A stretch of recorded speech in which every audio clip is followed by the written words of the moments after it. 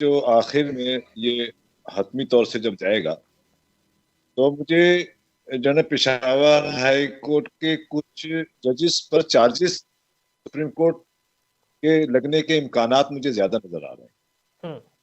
और supreme court, आपको याद होगा कि बल्ले वाले केस में पहले ही तंबीह कर चुका है पेशावर हाई कोर्ट को हम्म। कि वो गैर जरूरी तौर से जो है ना चीजों को अपने पास टेकअप करता है, और टेकअप करने के बाद ना आइन पता है जज वहां पर, ना हम्म। आइन की तशरीह जानता है, और उठाकर फैसले दे देता है।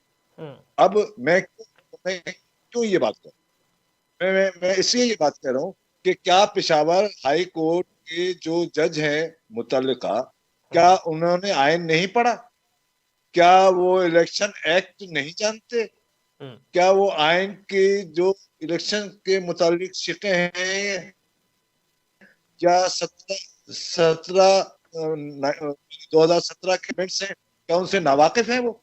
ऐसा हम्म। नहीं है, ऐसा नहीं है।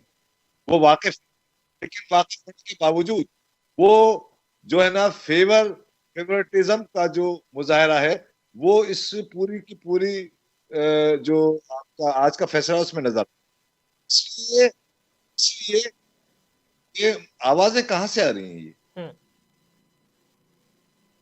जी जी, इसलिए वारिस साहब कंटिन्यू रखें। कि देखिए, हम्म। इसका इसका सीधा सीधा उसूल है कि सुन्नी इत्तेहाद कौंसिल पार्लिमानी पार्टी जो है वो नहीं है। हम्म।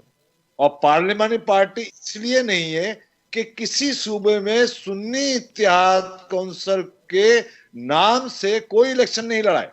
हम्म। जब सुन्नी इत्तेहाद कौंसिल के नाम से कोई इलेक्शन ही नहीं लड़ा है, हम्म। वो पार्लियामानी पार्टी ही नहीं है। ये बार बार एक बात का वो देते हैं बल्कि हवाला कि 2018 में बाप पार्टी को आपने तस्लीम किया था, देते ना हम्म। ये पीटीआई वाले हवाला। हम्म। बात ये कि बाप पार्टी पार्लियामानी पार्टी थी, हम्म। उसके पार्लियामानी मेंबर थे, हम्म। बलूचिस्तान असेंबली में और कौमी असेंबली में भी थे, इसलिए उनको सीटें दी गई थी। आप तो पार्लियामानी